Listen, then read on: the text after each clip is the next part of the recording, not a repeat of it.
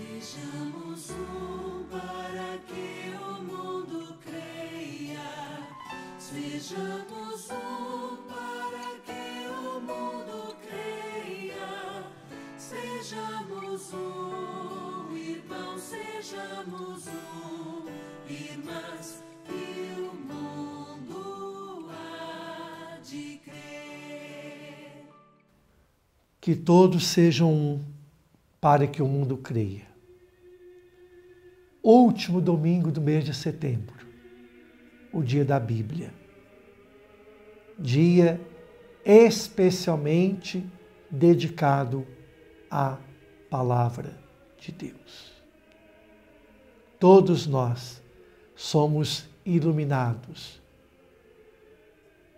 e devemos também ajudar a iluminar a tantos outros irmãos e irmãs com a luz da Palavra de Deus.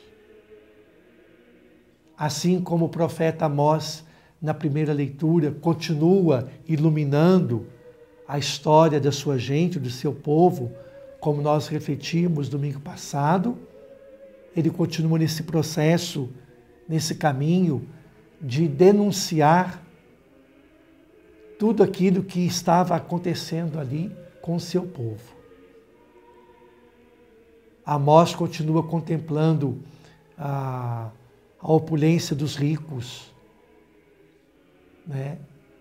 E vendo a miséria dos pobres.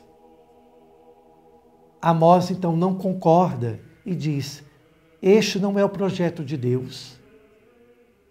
Deus não quer isso. Deus quer o bem para todos. A palavra, ela nos ajuda, nos fortalece também nas denúncias que nós fazemos contra os abusos que se cometem com os pobres. Na segunda leitura, São Paulo nos lembra que nós devemos fugir de toda situação que corrompe, que destrói, que não nos leva ao amadurecimento da fé. Principalmente essas atitudes egoístas que nós, como cristãos e cristãs, não devemos alimentar em nossa vida, em nossa história. Quando ouvimos a palavra do Santo Evangelho desse domingo, o que aconteceu entre aquele rico e o pobre Lázaro, nós aprendemos muito essa lição.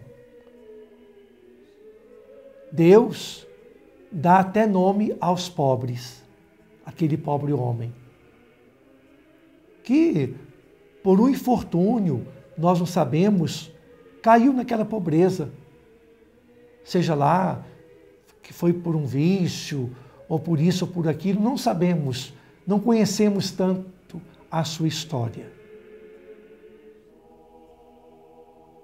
Conhecemos a história daquele rico que também manifestou o desejo, né, de que fosse enviada uma mensagem para os seus irmãos,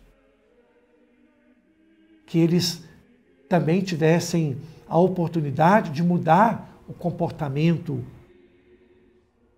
das suas vidas, das suas histórias. É interessante que nesse texto do Evangelho,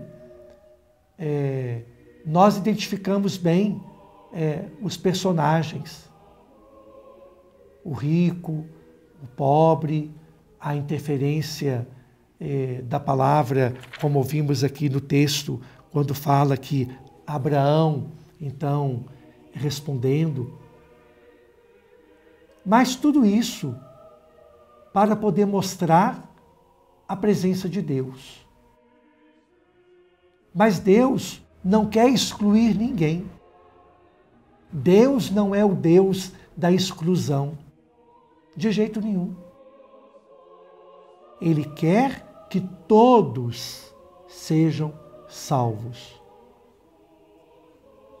Mesmo aquele homem com a sua riqueza, o outro com a sua pobreza. Aos olhos de Deus, todos devem ser salvos.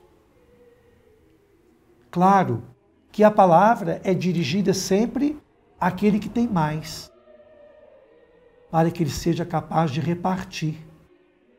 Se ele tem, é para que ele também reparta. Quando Jesus, no domingo passado, que ouvíamos elogiando a atitude daquele administrador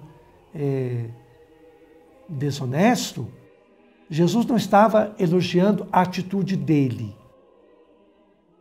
mas como ele fez para conquistar amigos. De fato, o conquistar amigos é muito mais importante do que o conquistar o lucro ou ganhar isto ou aquilo.